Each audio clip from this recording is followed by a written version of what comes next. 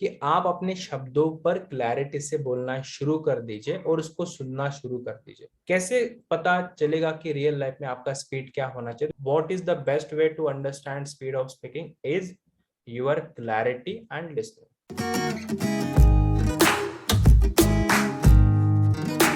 Sir एक question है।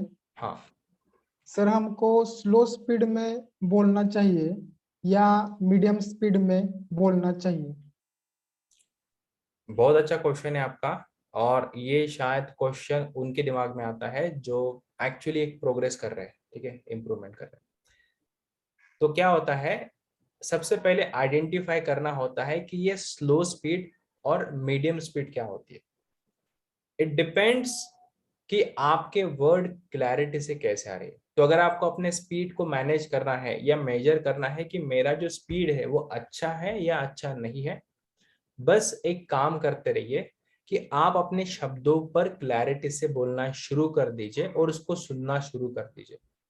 ये जो स्पीड है क्लैरिटी से बोलने की और सुनने की, बोलने की और सुनने की, अगर आप इसको मैनेज कर रहे हैं और अगर आपको सुनाई दे रहा है, this is the best speed.